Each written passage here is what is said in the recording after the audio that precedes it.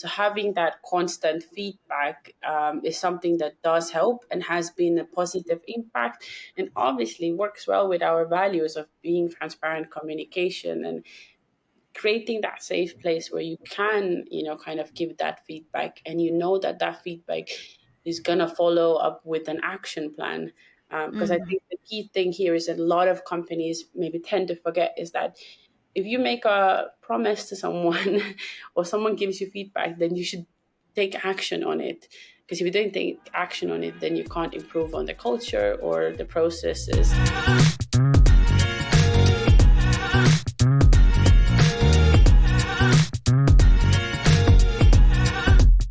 On today's episode of the Culture Pulse podcast, I'm excited to welcome Hanna-Stiina Olubiyi from UpCatalyst. I decided to invite Hanna-Stiina because recently I have actually received a lot of questions from young professionals about starting a career in HR. And Hanna-Stiina, who is relatively new to the field but incredibly passionate, as we already know, is the perfect guest to share her journey. She's living proof that with dedication and enthusiasm, anyone can succeed in HR. So in this episode, we'll be talking about her path in HR, building the culture at UpCatalyst, and also you will be sharing a little bit of an advice for those just starting out in the industry, because I think your journey has been very interesting. So it will be great for people just starting off to hear a little bit more about it. So thank you so much for taking the time today. I'm so excited to have you. How are you feeling right now that we are here recording your first podcast, as I heard? Yes, thank you so much for having me. I was really excited actually when you guys messaged me, and I was pleasantly surprised. But I think that showed me also that all the work that I've done over the past year, to really get myself out there in the field of HR has paid off, because someone certainly has noticed that I've done a Of lot, course. and there's there's a lot to talk about as well. So I'm really excited to share my experience, and hopefully that can inspire someone else to take a whole new career, whether it's in HR or in something else. Yeah. Yeah, exactly. That's the great approach, I think. So, can you tell me a little bit more about your journey so far, just for those who don't know you, so we get like a better understanding of kind of what inspired you to get into the field. hmm Yeah, when I actually, started in this field, I started as an office manager slash executive assistant. But in my first day, I pretty quickly realized that my job is moving towards more like HR, just because the company did not have HR in place at the time. So there was a lot of areas that already need to be addressed, and there's a lot of like policies that had to be put in place. So my journey so far, I would say, has been very challenging in a way, but in a good way, obviously. Um, Yeah. yeah, because I've had to kind of discover new things, learn things alone, but then also with the help of some other fellow HR specialists in the industry. So I think it's been overall for me very rewarding, and I think if I look back at my any past like job experiences, I've never felt as complete as I feel in this company, because I Yeah. really feel like our mission, what we do, really speaks my mind, and our people are super awesome. And maybe That's because I've hired all of them, but exactly, you are the one who builds the culture, so you're yeah. definitely responsible for it in a big extent. So, like, just to clarify, when you started working as office manager, office assistant, did you have that in mind, that okay, like the natural progression would be to get into HR from there, or did that just happen kind of organically, kind of depending on the company needs? I think it kind of happened organically in a way that actually when I joined Up Catalyst, I was told that there might be chance to tackle some HR topics, but also I was told there might be chance to tackle some marketing things, because I had done some courses in marketing before, and this was an area of interest for me as well. So naturally I thought that I would more gravitate maybe towards marketing, a little bit HR, but as soon as I kind of tackle those things. I really realized it speaks my mind, and I don't know if it comes from the fact that my own mom is a HR specialist, so maybe I've kind of grown up Yes. in that environment, that has, slowly somehow at the back of my mind led me to this same path as she is in now. Yes, that's very interesting. So, kind of before that, since obviously your mom is in the field, have you thought about it, or were you one of those people who said, "Well, like I don't want to do what my parents are doing"? Yeah, yeah, exactly. I I was definitely one of those people, and I always wanted to do design. Hence, why I even studied in the university product design, and I always wanted to do something hands-on and creative. But I would say HR is also creative. Like Absolutely. there's a lot of things, events planning, how to approach certain situations, how to motivate people, the culture, all of that is creative thinking. So, and it's never boring. Yes. Yes, and I think that's the reason why so many creative people end up in HR, because they just want to wear many hats, Yes. and obviously work with people, but you're not doing just one thing, and your role can constantly be evolving, especially Mm. when you join a company like UpCatalyst, that it's still kind of on the startup stage and growing, and things are probably changing quite in a dynamic way. So, for those who are not familiar with App Catalyst, can you tell us a little bit more just to set the scene? Like, how big is the company? What do you guys do? And which stage of the growth did you join at? So when I joined Up Catalyst, I believe there was around 17 people, but not all the people Mhm. were full-time employees. So now, as of today, we are ranking up that number 40. So we've doubled the size actually Wow. over the past year, which is a big growth. And I would say a lot of changes internally have happened over that past year. But in case some of you are not familiar with what we do, is we're a sustainable company, obviously, Mhm. and what we do is then we produce from CO2 emissions carbon materials, and one of the applications for our material is electrical vehicle batteries, but there's also other industries such as paints and coatings, and then concrete. So a lot of different ways we can go, but essentially what we do is we produce raw material for those industries. So yeah. Yes, and I think it's one of those industries that is now like really booming. Yes. So Yes. definitely great time to join and be a part of it. So when you came in, I was wondering like what were kind of like the first steps. Obviously you joined in a bit slightly different role, but I guess your role started evolving quite early on. So when you realized, okay, I'm actually needed also on the HR side, I just wonder what were the first things that you did and that you had to learn, because obviously that was your first real experience in that field. Mhm. I think one of my very first things was actually recruitment, which is a common Hmm. part of HR jobs. Uh, Yeah. in my first 2 months, I was already told to hire a sales manager. So that's something what was new to me. In my previous experience, I had done little bit of interviews in some stages of the recruitment, but I had never built the recruitment process from end to the beginning, or never really, they had done the headhunting or put job ads up, so whole thing. And I think another aspect was like people's well-being. I think that's something I really wanted to tackle quickly, to put more like sort of benefits in place on that, how we can improve on the well-being as well. Being a fast-paced company, it's really important that we do provide that kind of support on the mental well-being side. So I think these are the two first things I kind of tackled. Yes, and I love that because, yes, of course, when we start talking talent acquisition, we should think about retention too. And sometimes that gets kind of like forgotten because the company, especially startups, they just want to grow fast. Let's get people through the door.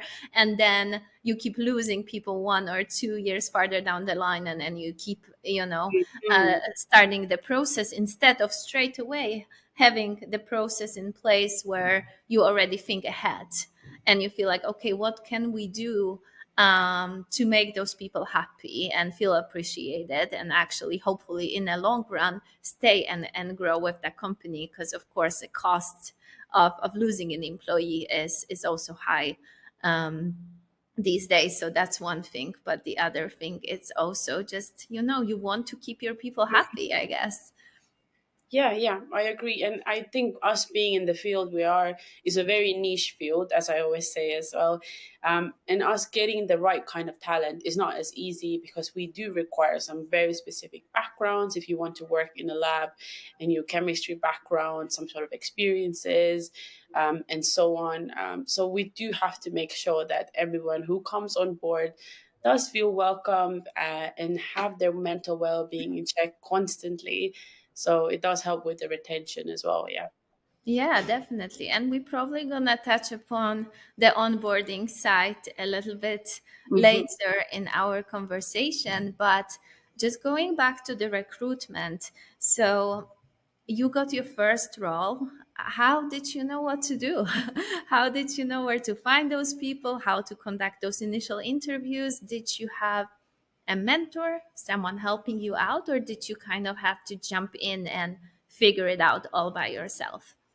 I think I had somewhat of understanding, just because Mhm. in my previous experience, I had been part of HR team, although as an office manager, but I was still part of it, and I Yeah. did hear how our recruitment process were. I heard what platforms we were using, what applicant tracking systems we had. So Yeah. I had like some kind of an idea, like what it means and what is expected from me in that sense. But actually building it up, I think, really came from my own personal experience, going through multiple interviews, in my whole lifetime. And I really realized what has worked for me, what has made me instantly feel like I want to be part of this company, and, what has just kind of made me the whole experience smooth, how fast it has been or how slow it has been. So I was really comparing my own experience when I was building up the process. But obviously, it didn't help to talk to my mom, who has also done Yeah. recruitment side of things. So I think in the beginning, she was a big support on all HR topics until I kind of joined the HR society and got more support from fellow HR Yes. and recruiters. Yeah. Definitely. So, can you tell me a little bit more about the HR society in Estonia? I know we touched upon this topic a little bit before when we first had our initial conversation, and I said that I really love it about Estonia that people in the HR and recruitment field that tends to be very competitive uh, are very open minded and helpful. That has been my experience with that. So, just wondering if you had like similar thoughts when you first started and first joined the HR community in Estonia. Yes, I actually did. And I think till this day has been one of the best decisions I could make. Put myself out there, let other HR people know as well that, hey, I'm new in town, I need support. We have this great Slack channel where you can just drop any question at any time of the day. And there's so many people actually wanting to Yeah. help you and sharing you links, sharing you contacts, or sending you private messages to help out if it's something, complicated topics. So yeah, I think it has been great. And plus, they have the events on a regular basis like HR Expo and Bootcamp and all other sort of events, which is really great again because you go there and you see other HR people, but also there are other companies who support HR job.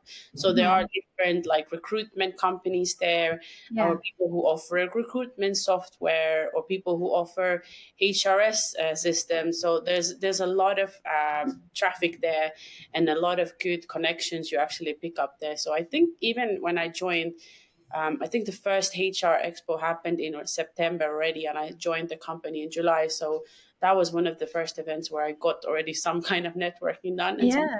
contacts. So yeah. Yeah, and I think that's a great tip for everyone first getting started, because when you're in a new role, especially in a startup, because if you join a large organization and join a large HR team, you're going to have 20 colleagues that you can ask.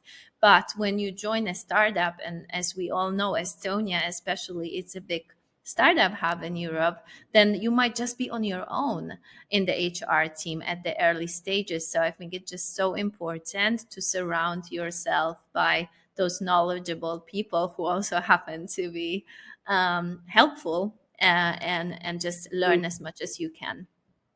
So we can link some information to the HR association in Estonia after we publish the podcast, if someone would be interested Absolutely. to join them as well. So going back a little bit to your journey, so you said you started with recruiting, then you kind of like went on to think more about the bigger picture and like employee happiness overall, and benefits and things that contribute to that. But just wondering, how did you start building the culture? Say, were there like mission and vision in place that you work around, or what was kind of your approach when you first started? Yes, so I think the very first thing that we tackled was values, because we just felt like if we have company values in place, then we can easily drive the mission from there and vision as well.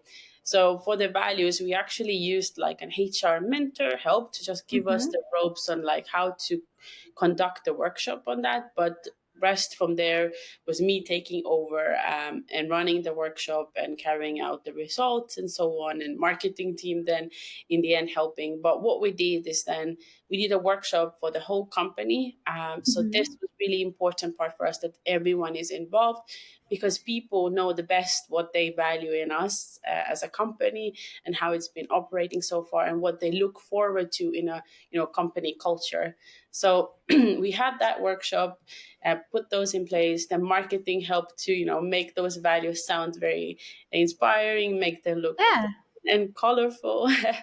And then we published them actually to people, and then we put more like posters and things like canvases up in the office. And now we're still trying to promote the values a bit more, and we have kind of included that into our recruitment process. So we make sure that even before the person is joining us, they kind of adhere to our values. That is part of our culture. So for example, one of our main values has a transparent communication. So this Mm-hmm. is something that we look out for when we hire someone. How transparent are they? Are they ready to communicate their worries or something if something is amazing?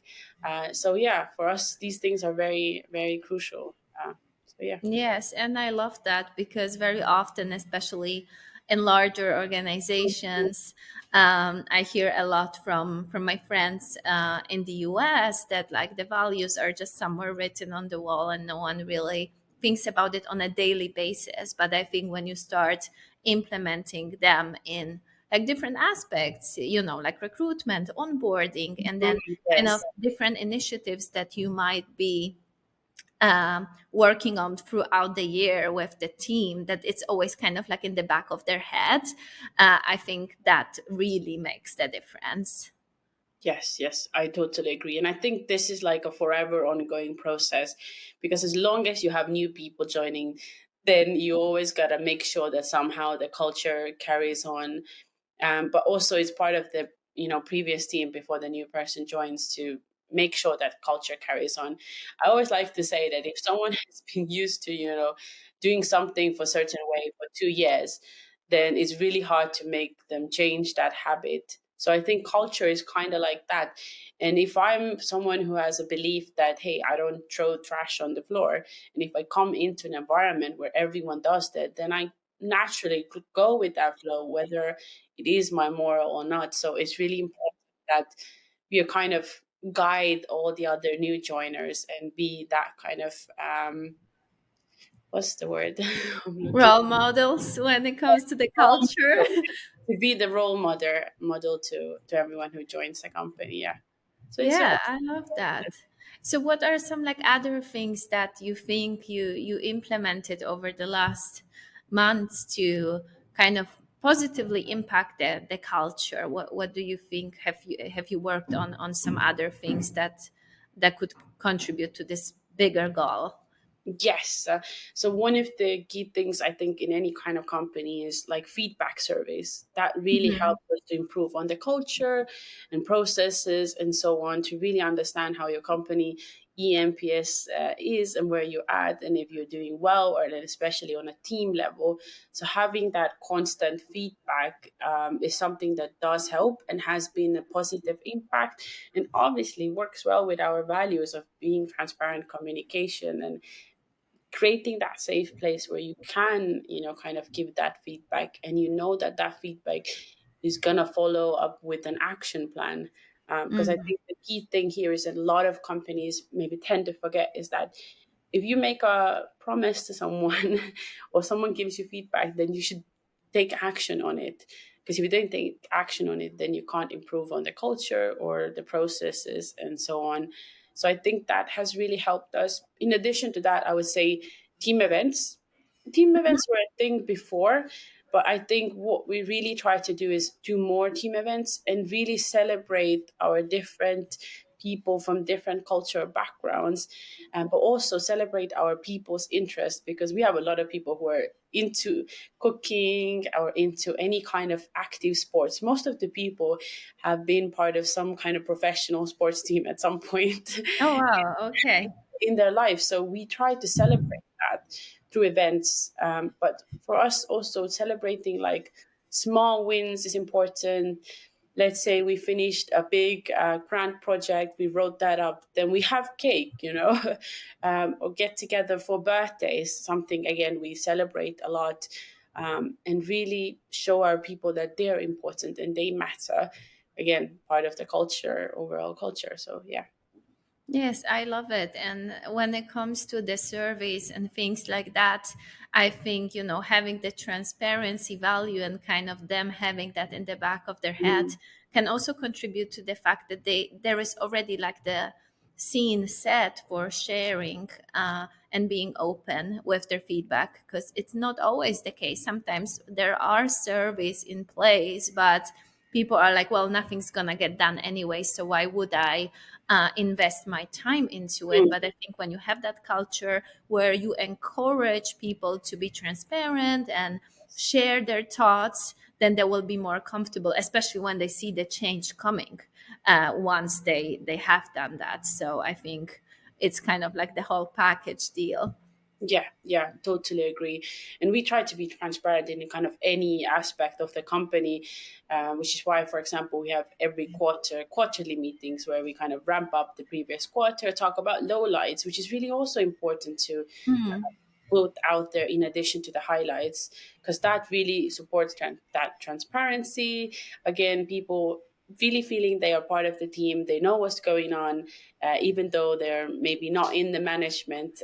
So it does all kind of play a role in that. So yeah. Yeah, it makes you feel included. And like you said, that you Hmm. matter. Like one thing is, of course, celebrating wins and, Yes. just being part of the team. But these things are also important because it makes you feel like it matters what you think and how you're contributing to the company's vision, even though, like you said, you might not be part of the management, but it's Hmm. still your opinion is still important because Yeah. it's unique, especially in the startups. Like there are Hmm. not that many people, and they might have very different responsibilities and they might just think very differently about things. So just keeping this open mind and not just focus on the targets and what needs to be achieved, I think it's amazing.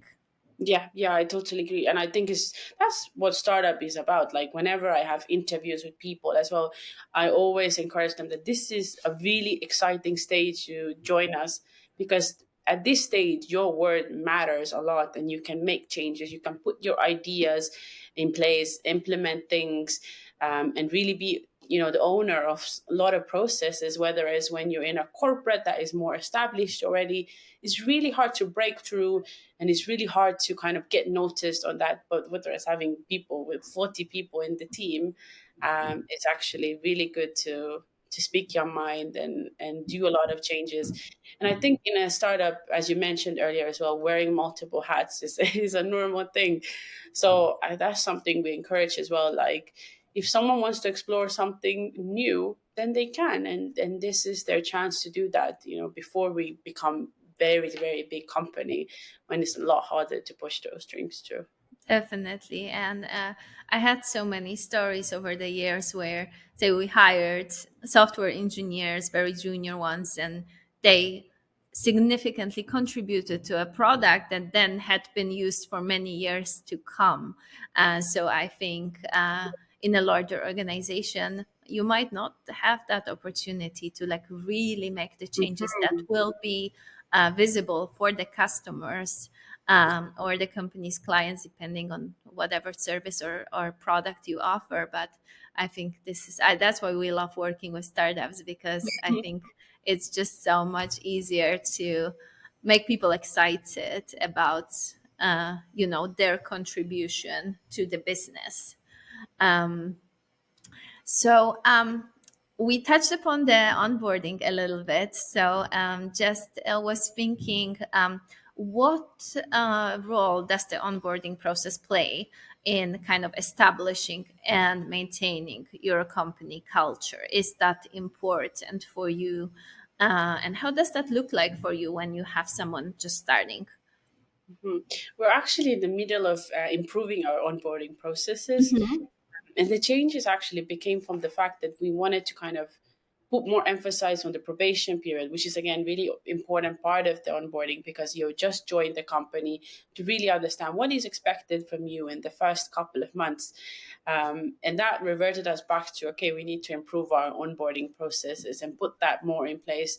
I think a lot of times with startups, just like us, growing fast, you tend to get people in the house very fast, and then the whole process might be fast as well. So we want to definitely put more emphasis on slowing it down, making it more clear, because again, we are in a very complicated field, so there is a lot of new information to take in, especially in the first few weeks. And if you are coming from a larger company to a startup, then it does take some kind of adjustment to kind of settle in, to really get to know the people, and so on. So for the onboarding, we have kind of established a general onboarding that is done by the HR, so which is me.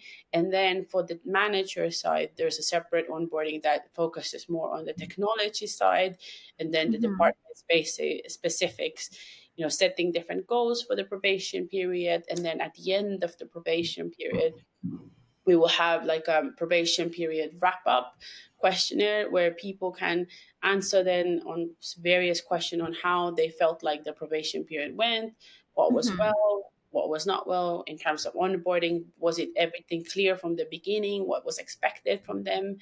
And then also the same survey is done by managers then, to get feedback on the employee as well. And then they sit down in a one-on-one session and go through those, maybe areas of improvements, or what went well and what could be better, and so on. So we can really make sure that all of our onboardings from that point on as well are, doing much better.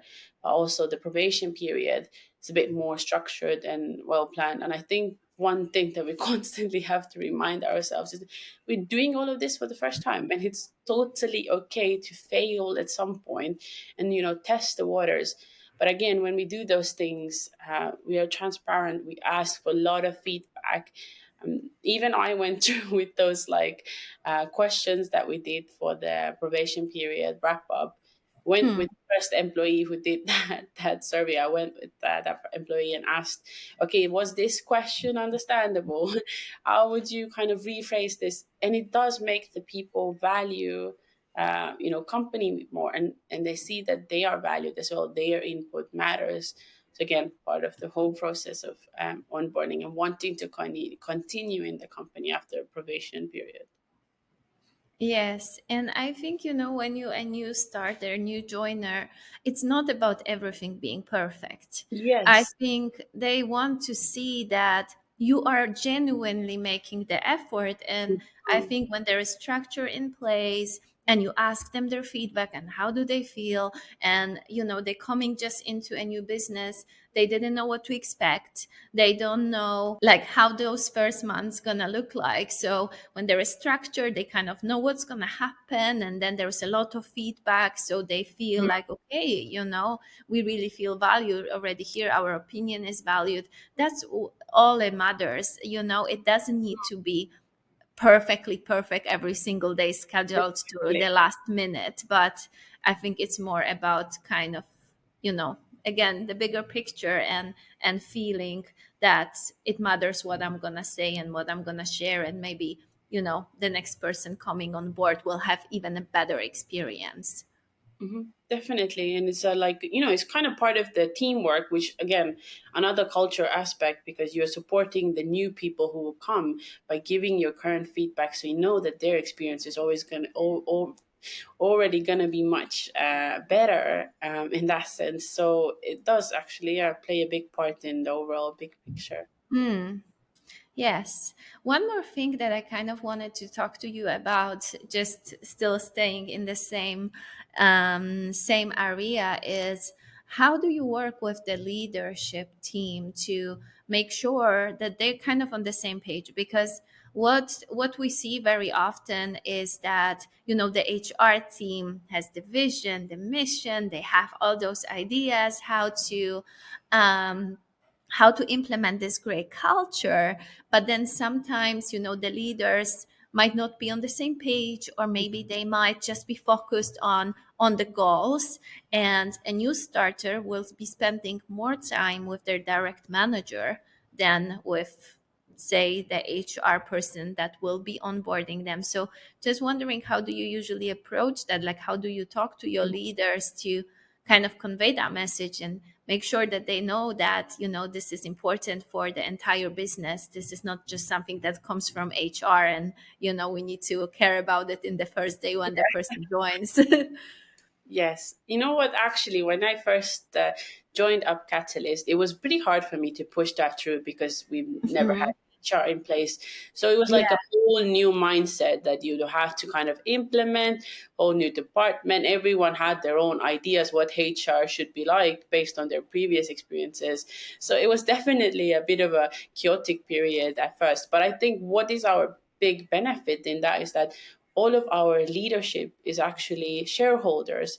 So all of the Mhm. team managers are shareholders, which means that they all want what's best for the company. Of course. Yeah, and they have a great vision. So sometimes it can be that all of them have different visions, but it's all about bringing them together, Yeah. explaining what is, and them actually putting the trust in me and understanding that, okay, maybe this actually has to be improved, because at the end of the day, all of our end goal is the success of the company, getting investors on board, getting the right kind of hires in the team, and so on. So everyone wants to be part of that. And a lot of them are actually maybe first time leaders, which also Mhm. comes from the fact that they do need support. They want that kind of support as well. So they know that they have a lot of improvement, and it's a kind of level of growth for them.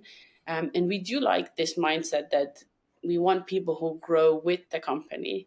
So the leaders are growing with the company as well, because they are, running a company for the first time.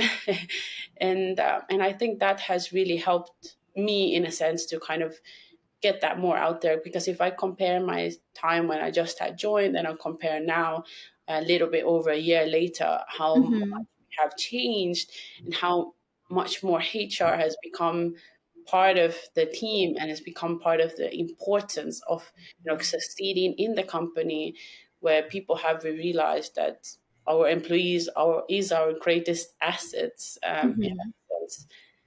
So yeah, I think having a lot of shareholders as a part of the hands-on team has definitely helped improving on that. And Mm.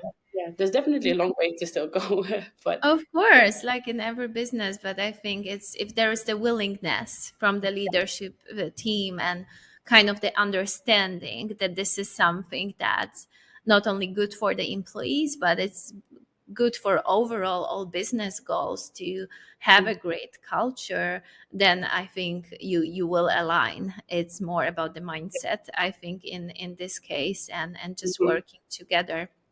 But I just wonder, because you grew quite significantly. I mean, you doubled in size in a Yeah. year, so which is great. Congrats! I'm sure that was an intense year for you.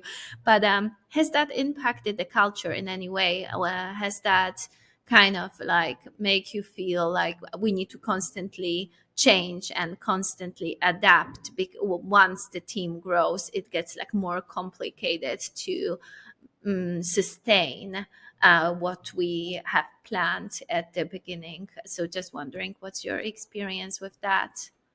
So coming from a background where we, grew as a company within 1 year from 12 people to over 400 people. So I saw everything that can happen within that year, which meant that if you implement something certain way, and if you have a lot more people later on, it might not be doable anymore.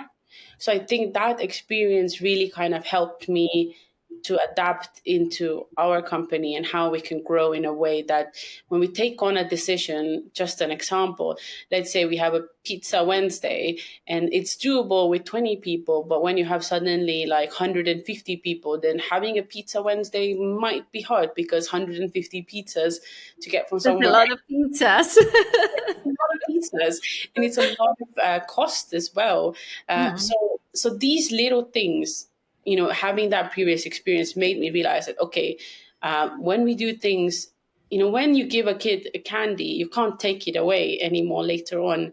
So it's the same thing with that. If you implement any kind of process, you have to think that is this something that can stick on, or a tradition. Let's say we have a tradition of celebrating birthdays every month. So when we made that call that, hey, we need to celebrate, then we made a decision also that, okay, when we have 500 people down the line, we are still going to do that. We are going to be okay. And we are allocating budget for that. And this is something that we want to be part of the team. So I think early on, you have to make those decisions as well. Especially if you're growing and you have a lot of people from different cultural backgrounds.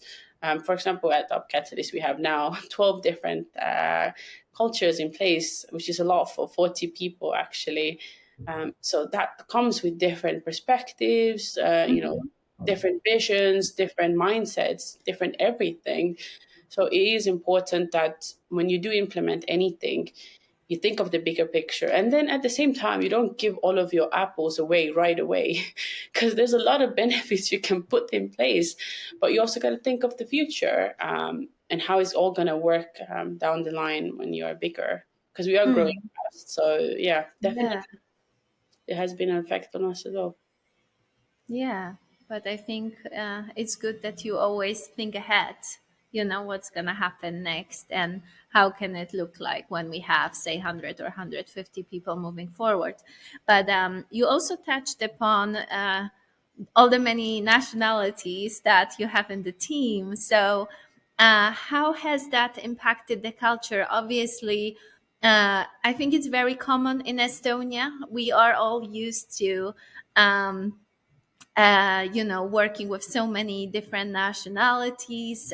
Lucky Hmm. that everyone speaks English, so that's very helpful. But obviously, diversity, inclusion, all those things are very important topics in HR. And just wondering if, like, having all those different cultures make you maybe approach building the culture in a different way. It's a good question, actually. I don't think we've done anything Mhm. differently because when we have those interviews prior to hiring someone, we do make sure already that they fit culturally. So, like, one of the key things that we are looking for, that you have the same mindset that we do when it comes to Yeah. sustainability, because that's when it comes down to in the line. And I think those 12 different nationalities that we have in house, everyone is really cool, like really cool. And Yeah. I think everyone mixes with everyone so well because there's a lot of people with very cool humor, and we can at the same time we can be serious, but we can also crack a joke in between to break the ice, and make it a bit more not so strict, in some. Yeah. Yeah, so I think overall, I would say that we haven't had to do any major changes yet. But Hmm. also, I think what has helped me, once again, my previous experience being part of a team that was, over 60 different nationalities. So Wow. Mm.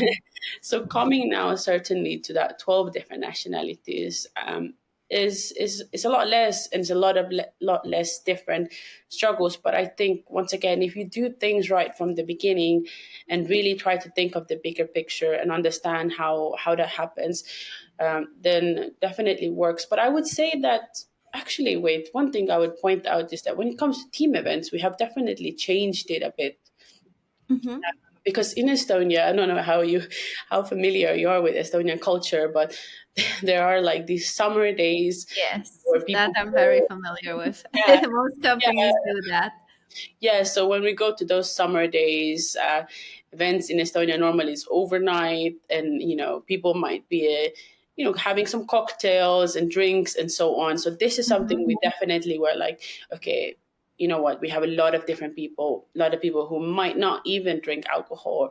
So we Hmm. have to kind of take that into consideration, that when we have those events, and we have a lot of people who are actually married or who have kids, so we're very family orientated. So when we do events, then we try to make sure that they happen in a time frame that is okay for those people who have families or significant others. So I think that's like one thing that we have kind of changed and taken into consideration when we do any kind of events or gatherings in the team, not to make anyone feel secluded, and result in the fact that they might not even come to the event. So yeah. Yes, I think that's always tricky. I remember when I was part of an HR team back in the days in Malta. It was also always a topic. Should we also maybe invite, um, you know, the spouses or partners Mhm. to some of the events, just so they can also be a part of it, or should we focus on employees only? How about the kids? Should there be any events for the kids? Should we kind of incorporate that? So it's always obviously big decisions, because they're not only culturally driven, but then of course financially driven too. So it's always interesting to hear how different companies approach that. Yeah, yeah. And having that kind of flexibility around that, again, another really important part of it. Just because if you are someone with kids and family, you need that flexibility. So then maybe the event is not something that can happen way too far from workplace and so on. So Mhm. there's a lot of things to kind of consider around that. So. Yeah, I think the most important thing is being considerate. Like sometimes being in HR, even if you really try it, it's challenging to make everyone happy.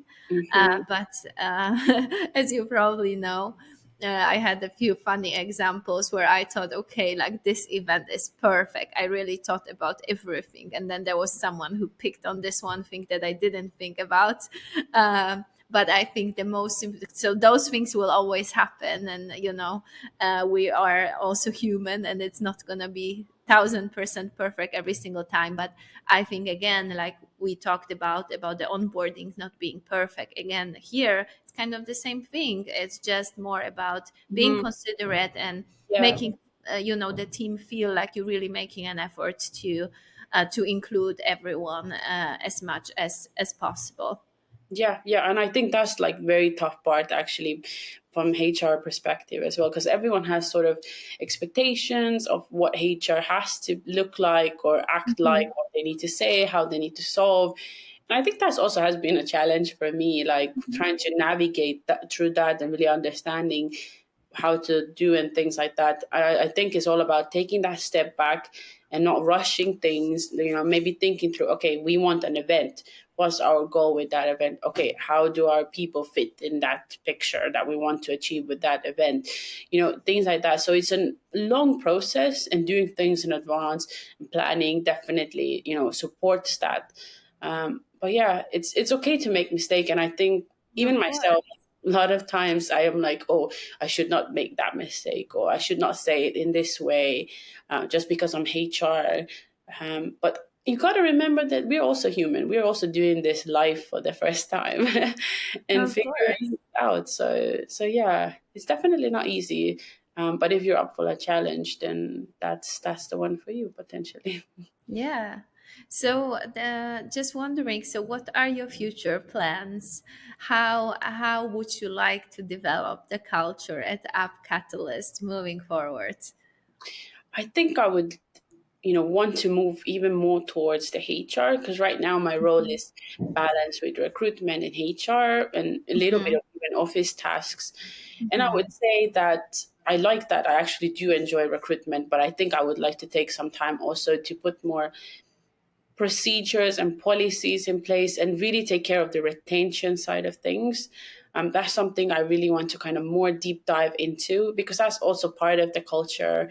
Absolutely. How we retain that top talent in the company, and how we gain that new talent. So I think these are the things that where I personally want to develop further. And whether it's through help of with some HR mentors or courses or HR society. um, Yeah. yeah, there's a lot of ways to go forward, but I think for me, yeah, I see a bigger picture being that sort of HR business partner to Mhm. the company. So being that advisor actually, and that kind of know-how person when it comes to Mhm. people. So the managers and the CEO of the company can also come to you and be like, hey, that's the situation. What would be your approach on it when it comes to legal matter, but also perspective? How do we handle this? What should we say? So I think I really want to be that inspiration, but that support to the leadership in the Mhm. company more. So I think over the next few months, this is something that I'm going to definitely explore a bit further, because we do have a lot of leaders now. And as we keep growing, we'll get more and more leaders. Of So course. yeah, this is So an more and more structure will be needed to yeah. put it all together. Yeah, so that's a way to go forward next. But yeah, I actually never thought I would be here, that I would get to be a HR when going through, being a product designer, and then at some point studying special effects and makeup and thinking like that's like the big way forward for me. And then now I'm somehow in HR, which is all about, And you fall in. yeah, which is all about people and legal side, and then recruitment. I mean, it's been amazing for me, like very eye opening. um, and it goes to show that you don't always need a degree in something to actually succeed in that role. You just need a little bit of faith and trust from someone else, and maybe the right tools to get started. Yes, and I think it's just absolutely incredible. If I wouldn't know how long you've actually been in the field and talking to you, I would think, okay, well, this girl has been doing that for a while, because you gathered so much experience in such a short amount of time. So I think that's just a testimony that everything can be done if you really put your mind into it. Yeah, definitely, 100%. It's all about the mindset, and wanting to grow. Like, for example, for me, growth is a very, very important part of my job. And I'm not someone who, wants to do the same repetitive thing every day. So I'm constantly doing something new, and I'm constantly growing. And I think in the HR field, you would grow over time, all the time. It doesn't really matter what situations you go through, because every situation is different, especially when it comes to different cultures and backgrounds. You never know. And I think my key takeaway is that whatever is natural to you is not natural to someone else. And I think Mm. that's where you have to build everything around in. And I think that's where I kind of draw comparisons from my product design background, because with designing an item as well, whether it's a water bottle, it has to make sense to everyone when they use it. They know Mhm. how to take the lid off, or how to drink with it, and so on. And I think the same is with HR. When you create processes, when you create events, whatever it may be, has to make sense to everyone, and everyone feels included, and no one feels left out. So Yeah. Yeah, and I think that's the beauty of it, that every day is different and you're always gonna face situations that you did never thought you'll face, but that you learn Yeah. from. So I think 100%. that's the exciting part about working in HR. So before I let you go, I just wanted to like just touch upon a little bit more about your personal experience. So we kind of already started drifting towards that direction, but what would you say were those biggest lessons that you learned throughout this time that you had now in HR? That's Hmm. a big question, I know. It's a really big question. I think one of my biggest lessons is communication. Like, Mhm. really, keeping myself in, trying to think through in my head before I answer something, and make it sound, correct from the for the person, but also from the company perspective. I think the hardest part has been like representing company, but also representing people. So you're kind of balancing between those two and being that bridge to both of them. So I think that has been like one of the learning curves for me, not to be so rational, kind of think things through before I say, make more time for myself to work through some things, be more structured. Well, technically, I've always been pretty organized, but I would say with time, when there's a lot ongoing and there's a lot of stress, then I can definitely be a bit more chaotic than a structure. So I Mhm. think it's important to kind of keep that calm. But also, I think another thing has been my empathy perspective. Empathy has been always my in my top strengths in that sense, and actually in our Gallup strengths test that we did, it showed as well. But I think that also is a learning curve for me because I'm very empathetic and always putting myself in other people's shoes. But I Mhm. think when you're in a HR perspective, you also have to put yourself in other people's shoes, but at the same time, you have to stay neutral, to really see the bigger picture, to see, maybe the employee side and see the manager side, to put that together and again, be that bridge. So I think being Yeah, a bridge is a challenge for sure. And figuring that out, how you can make sense of both of them and make sure that they both sides feel that their feelings, thoughts are valued and reciprocated. So I think that's something that has been, yeah, big learning for me, and it still is, for sure. yeah, but I think empathy is, I love that you said that because I do believe it's one of the most important traits that you can Mhm. have as a good HR manager. Because every person is different, they have different Yeah, backgrounds, they will care about different things. We're dealing with a lot of different cultures. So I think just being able to be open minded and understanding is incredibly important. yeah, yeah.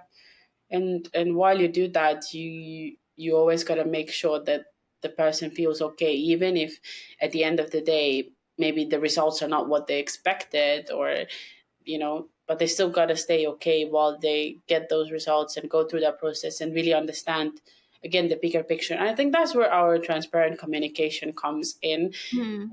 referring back to a lot to that. But I really like Yeah, that because I'm this person that believes that honesty does come first, and being able to communicate those things. Hey, I'm having a hard time, I'm not doing well today, or this is amazing, I'm super good at this, and so on, and things like that, yeah, are also important, I would say. definitely. So, to wrap things up, since I started saying that we're going to be giving some advice, and I think you already said so many amazing things that I know many of people who will listen to the podcast can take on board and feel inspired by. But just wondering if you could give a piece of advice to someone young who's maybe dreaming about the HR career or is just curious, like what would it be? I think something I need to remind myself more often as well is okay to fail. um, Mhm. yeah, and it's okay not to be perfect the first time around.